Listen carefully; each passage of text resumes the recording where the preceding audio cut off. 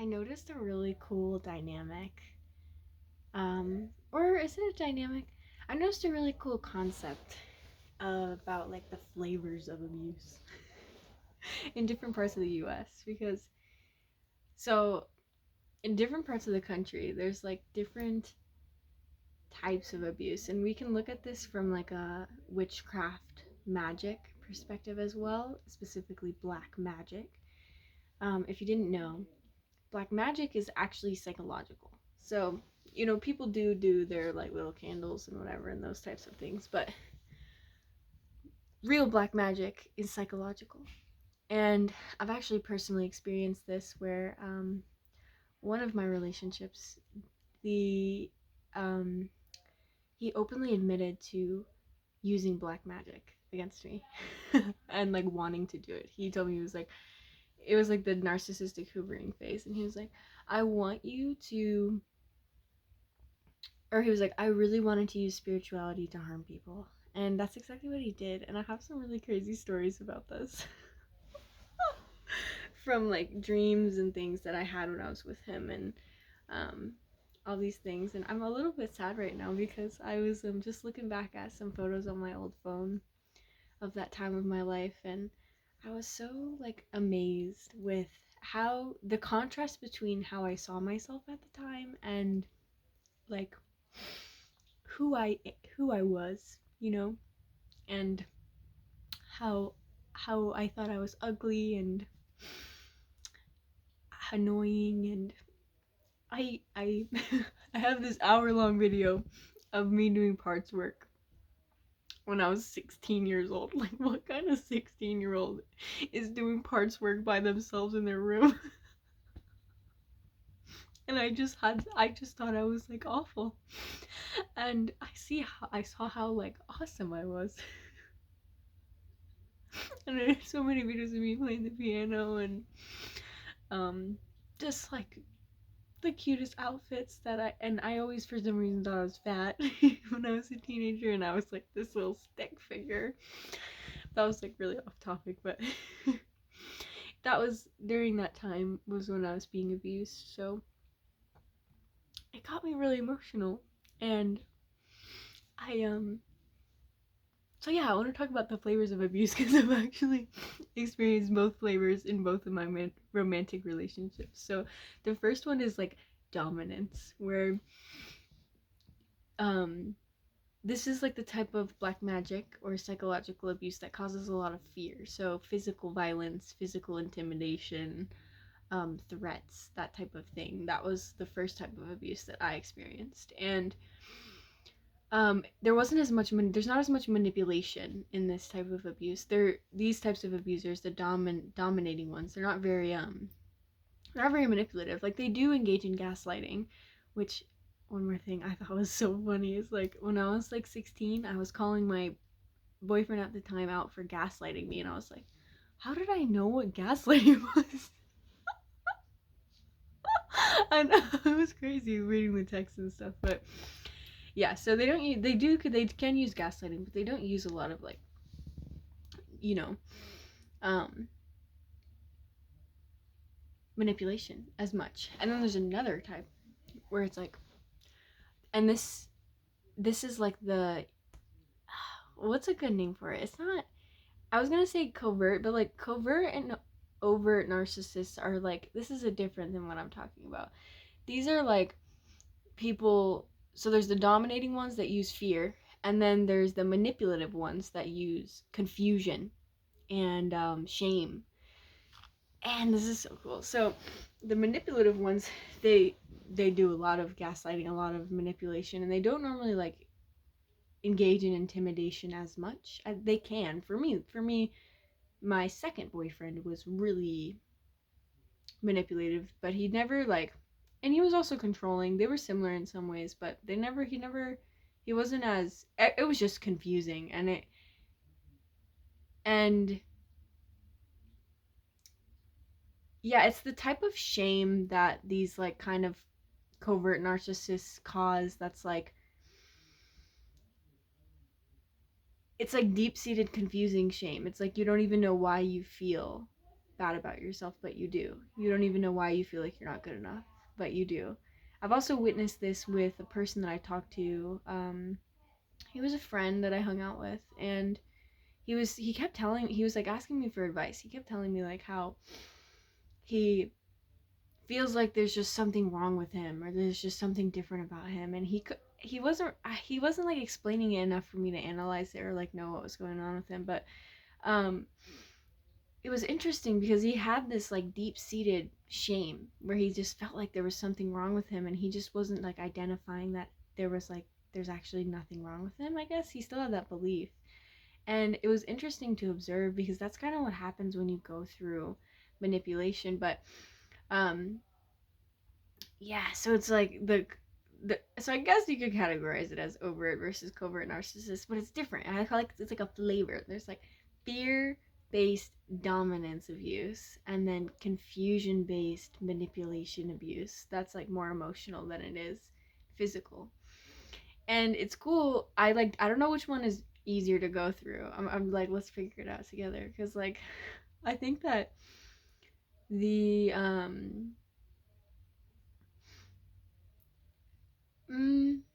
what was I gonna say? I don't know. The they're both hard to go through. um, but yeah, let's go back to this, like the different parts of the country, because I don't come after me, but I relate to this to politics, like liberals and or like Democrats and Republicans in the US. So, just for some context, I don't give a fuck about politics. I could not give any less of a fuck about politics. I think it's all fucking stupid. I always have since I was like 15, and it's just fucking dumb. It's dumb. The way I see it is like there are easy fucking solutions to these things that everyone is fighting about indefinitely. Like it's like what? This is like it just boggles my mind. I'm like, it's like do this. There is always a fucking middle ground that no one's talking about, the fucking middle ground, because it's designed that way, but we won't get into that completely. And I don't care if anyone else believes in politics or cares about politics. I just don't.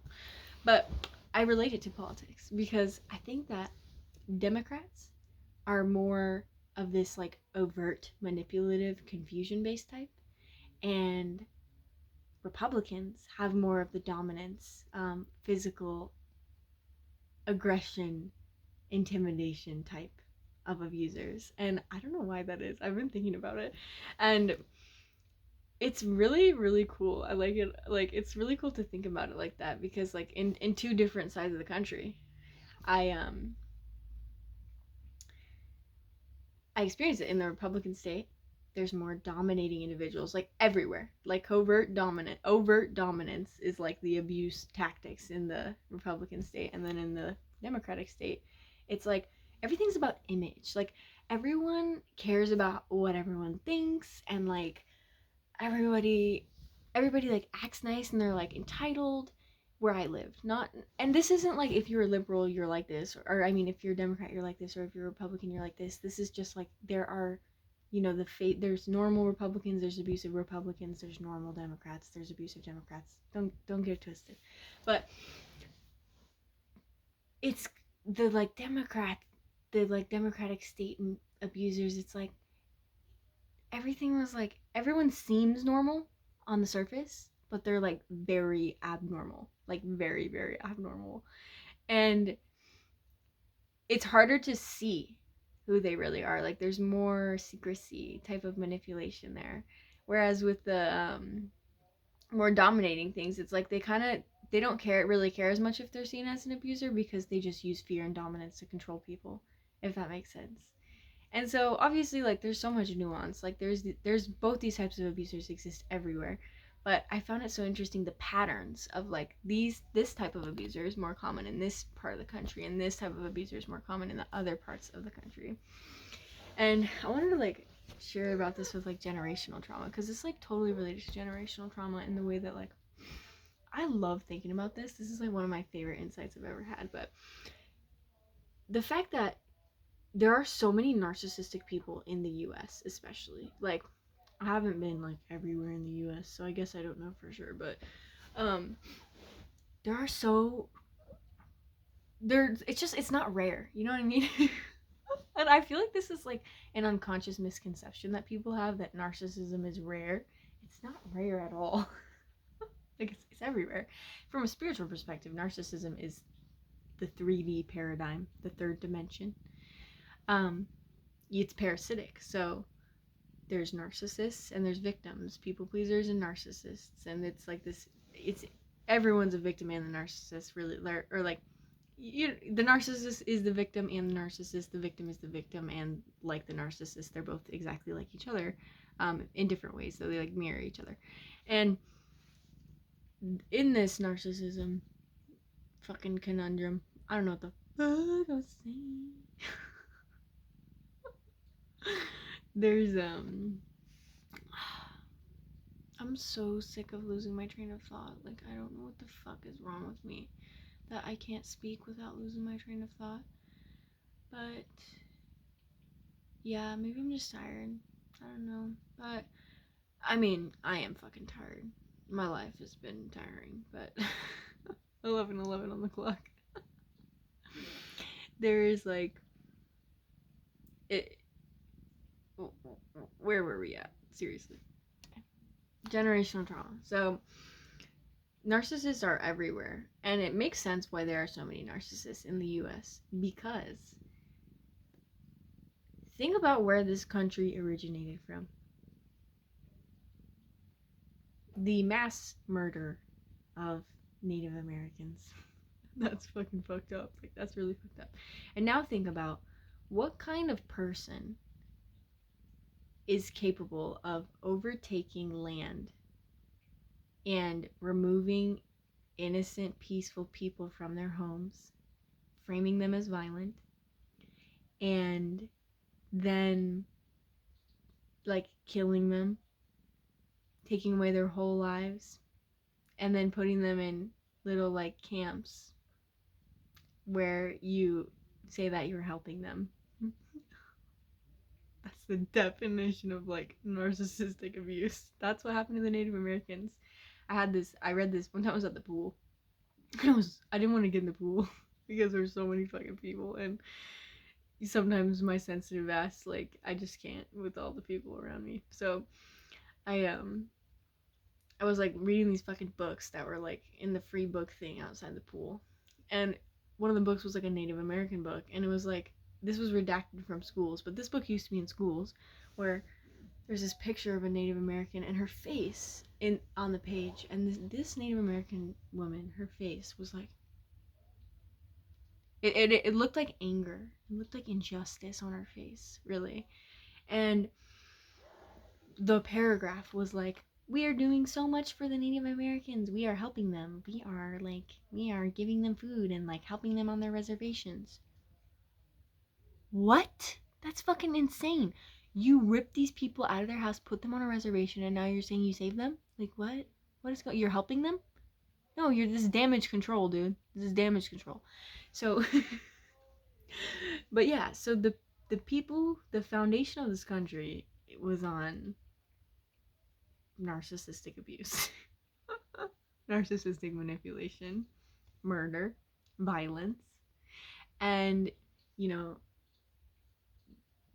so however many years ago that was it like 500 years ago? I don't fucking know. Correct me in the comments. But however many years ago this happened with the Native Americans, that trauma, not just from the Native Americans, but from the white people. Remember, the type of person that is able to do that really doesn't have empathy. So that generational pattern has been passed down through the ages. And humanity hasn't really been doing a whole bunch of healing until recently. And so this trauma has been passed down. And, you know, in society right now, in the US, we don't, like, overtake each other. Or, like, violence is, like, kind of controlled a little bit. Not a lot, but more than that. Like, that would never be okay in the US now. Like, you could not just go to a state and, like, kill everyone. You know what I mean? And or like kick them out of their place. I mean, I don't know, but where I'm getting at with this is that these patterns still exist in society today. Even though society looks different now, these patterns still exist. And they just look differently now. They're more covert now. And I think that physical violence and intimidation has, since there's legal accountability for it now, it has evolved to be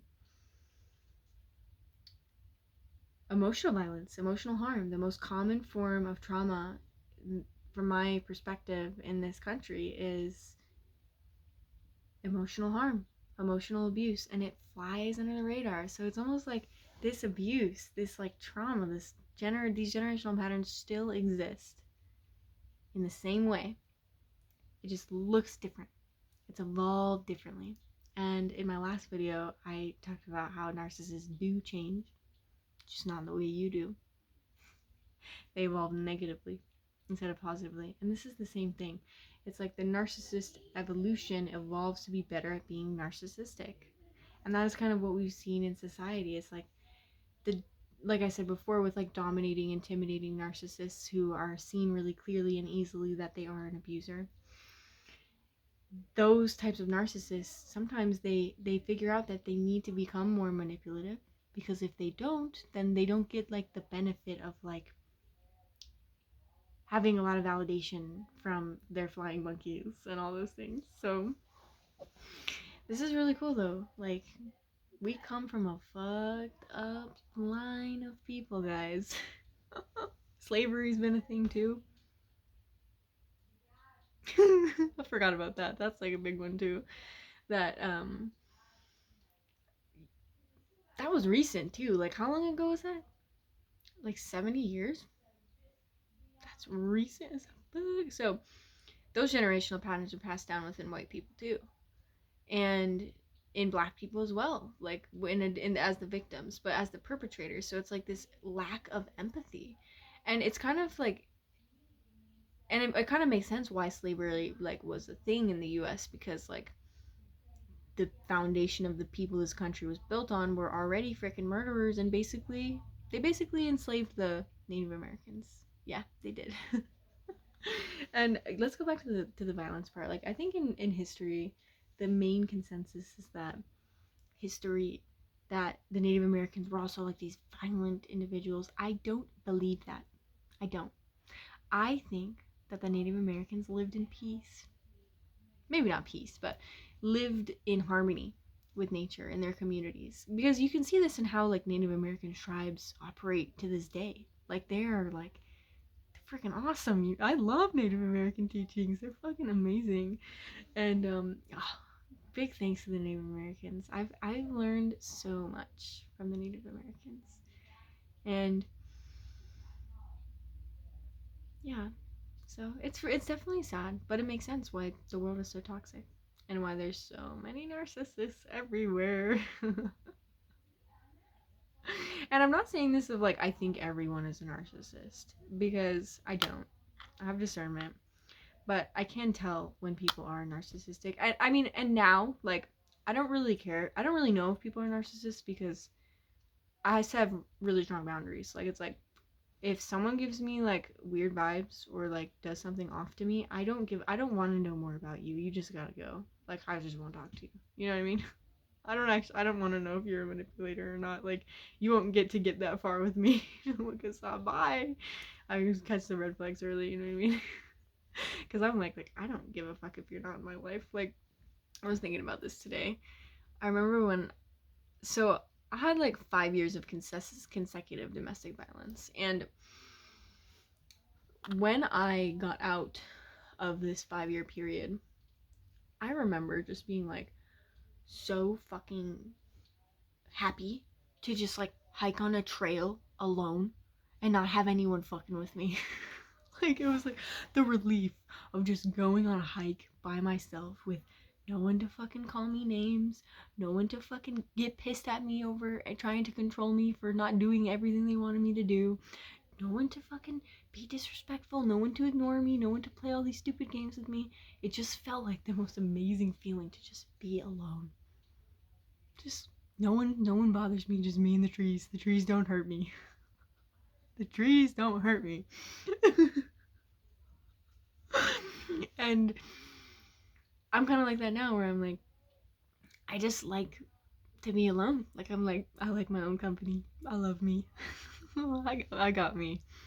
And I want to be me. And I don't really give a fuck if I have friends or not. But, you know, it would be nice to have, like, deeper connections. But that's the thing with me. It's like, I value deeper connections. And, like, I can't do surface level anymore. Like, I really, like, it's really hard for me to have normal conversations with people.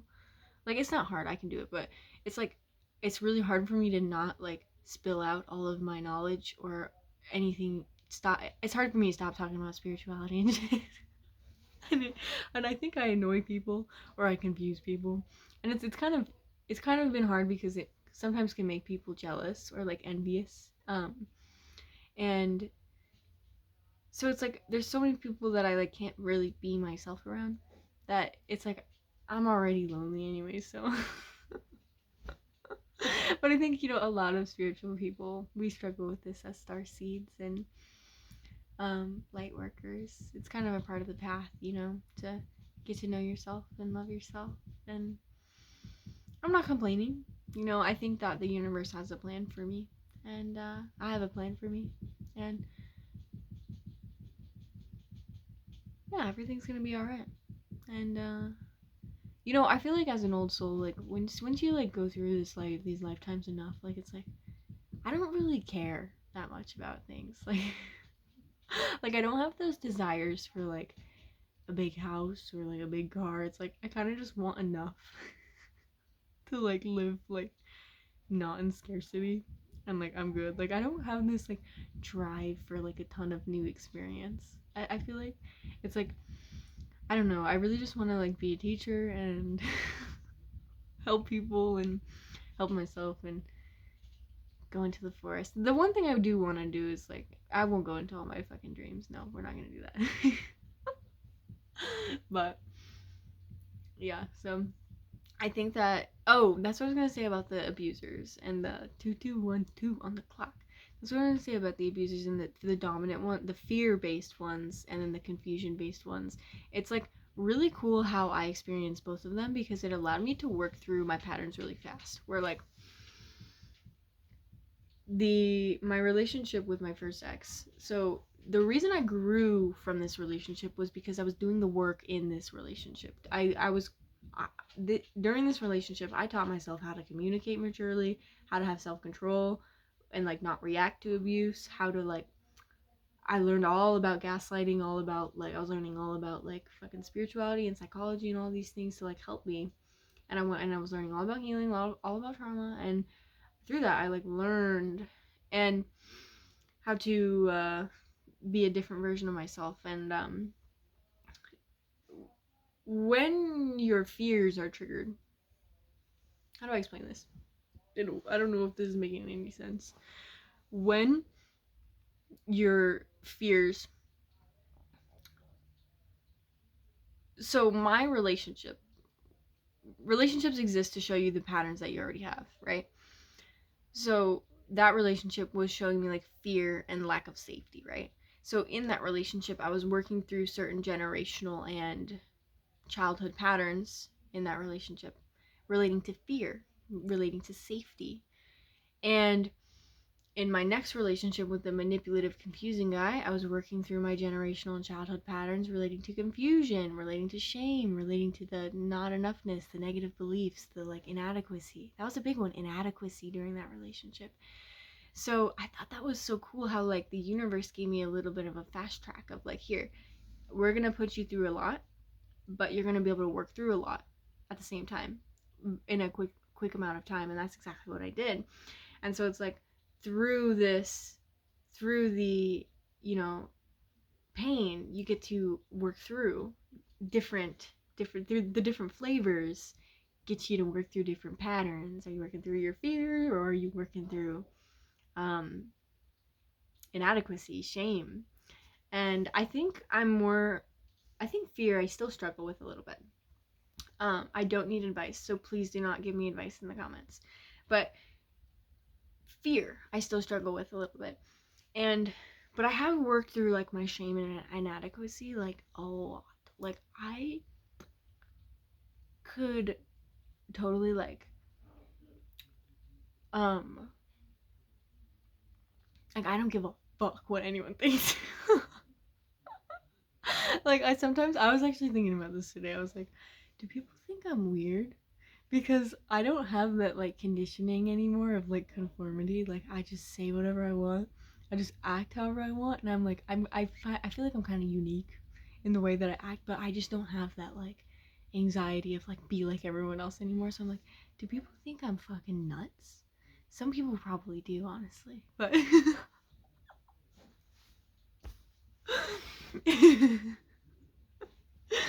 but yeah, so this was really fun. It was nice to like get some of this off my chest. I appreciate you if you're here. And